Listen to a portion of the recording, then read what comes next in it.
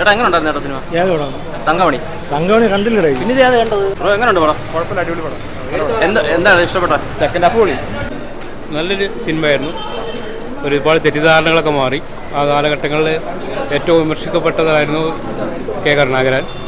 അപ്പോൾ അദ്ദേഹമെല്ലാം പോലീസ് എടുത്തൊരു നരനായിട്ടാണ് ബോധ്യപ്പെട്ടത്. റിയൽ സ്റ്റോറി പറയാല്ലേ? തങ്കമണി ആ കാലഘട്ടങ്ങളിൽ ഒരു ഫിലിം ഇറങ്ങും ചെയ്തു.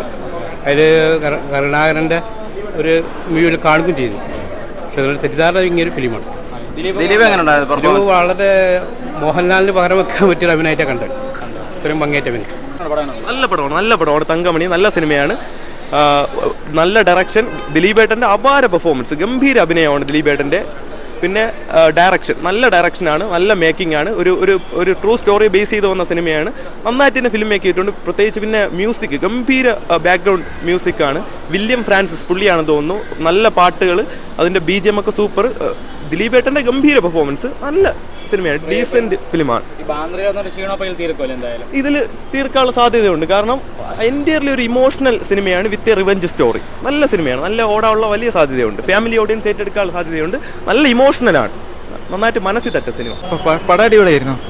പക്ഷെ അതിന് ദിലീപേട്ടൻ വരുന്നവരെങ്കിലും അടിപൊളിയായിരുന്നു.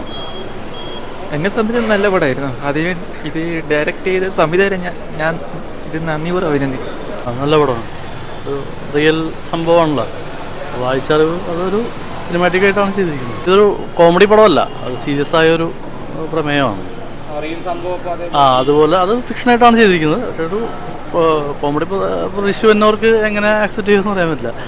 വേറെ ഡിഫറെൻറ്റ് ജോണറുള്ള പടമാണ്. ദിലീപിൻ്റെ ഒരു വേറൊരു വെറൈറ്റി ആണ്. ഇങ്ങനെ ഒരു കഥാപാത്രം ചെയ്തിട്ടുണ്ടെന്ന് എനിക്ക് തോന്നുന്നില്ല. അടുത്ത കാലത്തൊന്നും അങ്ങനത്തെ ഒരു വ്യത്യസ്തമായ ഒരു പടമാണ്. കുഴപ്പമില്ല, കണ്ടിരിക്കാം. കൊള്ളായിരുന്നു, അത്യാവശ്യം നല്ല പടമാണ്. നല്ല പെർഫോമൻസ് വരുന്നു എല്ലാവരും. റിയൽ സ്റ്റോറി അല്ലേ വരുന്നത്? അപ്പോൾ അത് റിയൽ സ്റ്റോറി തന്നെ. ഏകദേശം തങ്കമണിയുടെ സംഭവം ബേസ് ചെയ്ത് കഥ അറിയുന്നതാണോ? നമ്മൾ ഇങ്ങനെ വാർത്തയിലൊക്കെ കണ്ടിട്ട്, എന്ന് വെച്ചാൽ വാർത്തയിൽ നിന്നുള്ള ഈ പടം ബേസ് ചെയ്ത് വന്ന വാർത്തകൾ കണ്ടറിയാവുന്ന കാര്യങ്ങളേ ഉള്ളൂ. എങ്ങനെയുണ്ട് സിനിമ? സൂപ്പർ പടം, ഒന്നും പറയാനില്ല. ദിലീപേട്ടൻ്റെ പെർഫോമൻസും സ്റ്റോറി നറേറ്റിംഗ് എല്ലാം സൂപ്പർ, പക്ക സൂപ്പർ പടം. എല്ലാത്തരം ഓഡിയൻസിനും ഇഷ്ടപ്പെടും. പിന്നെ ഇങ്ങനെ ഒരു സംഭവം നടന്നു വന്ന് ഈ സിനിമ വഴി എല്ലാവർക്കും അറിയാം. എടുത്തു പറയേണ്ടത് ദിലീപേട്ടൻ്റെ പെർഫോമൻസ് ആണ്. പിന്നെ ദിലീപേട്ടൻ്റെ കംബാക്ക് തന്നെ ഉണ്ടാവും. എങ്ങനെയുണ്ട് പടം? കുഴപ്പമില്ല, കൊള്ളാം. അതായത് ഉടലിൻ്റെ ഡയറക്ടർ ആയതുകൊണ്ട് നല്ല എക്സ്പെക്റ്റേഷൻ ഉണ്ടായിരുന്നു. അതുപോലെ തന്നെ ഉടലിൽ നിന്ന പടത്തിൽ നിന്നും അദ്ദേഹത്തിൻ്റെ ഒരു ഡയറക്ഷൻ സ്കിൽ ഇതിലോട്ട് വരുമ്പോൾ കുറച്ച് മാറുന്നുണ്ട്. കാരണം ഇത് ഉടലിനേക്കാളൊക്കെ കുറച്ചുകൂടെ വലിയ ബഡ്ജറ്റാണ്. അപ്പോൾ ആ ഒരു ഡയറക്ഷൻ്റെ സ്കിൽ അദ്ദേഹം കീപ്പ് ചെയ്തിട്ടുണ്ട്. ഓവറോൾ നോക്കുകയാണെങ്കിൽ കുഴപ്പമില്ല, കണ്ടിരിക്കാവുന്നൊരു പടമാണ്. ആ ഒരു ഇൻസിഡൻസ് ഒക്കെ നമുക്ക് നമ്മുടെ മനസ്സിനെ ടച്ച് ചെയ്യുന്ന രീതിയിൽ എടുത്തിട്ടുണ്ട്. പെർഫോമൻസ് ആയിട്ട് നോക്കുകയാണെങ്കിലും അത്യാവശ്യം എല്ലാ ആക്ടേഴ്സും നന്നായിട്ട് ചെയ്തിട്ടുണ്ട്.